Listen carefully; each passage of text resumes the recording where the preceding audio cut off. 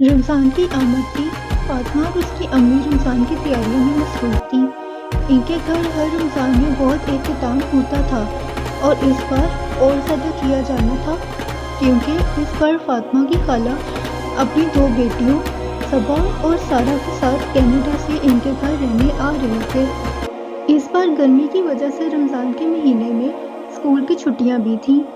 फातिमा सहरी करके नमाज पढ़ के सोती थी, तो फिर ज़ोहर से ज़रा पहले जागती थी और फिर थोड़े टाइम बाद अपनी अम्मी से इफ्तारी का पूछती थी कि क्या बन रहा है, और अपने पसंद की चीज़ें भी बनवाती थी। सहरी के लिए अलग से सालन बनता था और साथ में कुछ चीज़ें इफ्तारी के लिए बनती थी और 2-3 तरह के मशरूब ज़रूर बनते थे। फातिमा की अम्मी अकेले किचन में काम करती थी और फातिमा इशा की नमाज पढ़ के टीवी देखने बैठ जाती थी।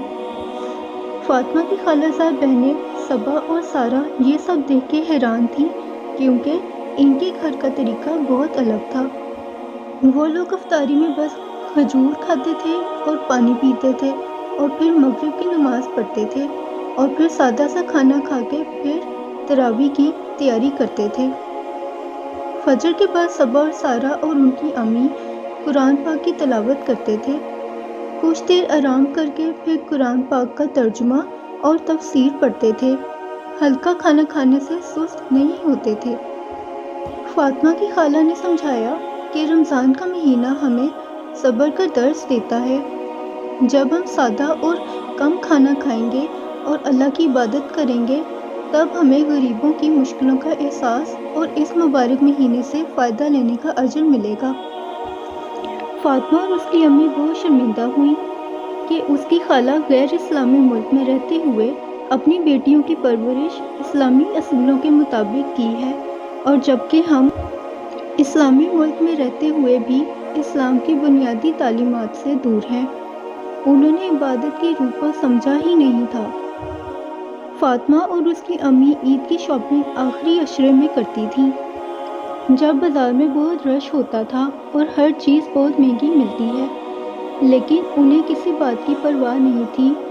वो ताक रातों में क़याम करने की बजाय बाज़ारों में ख़रीदारी करते थे।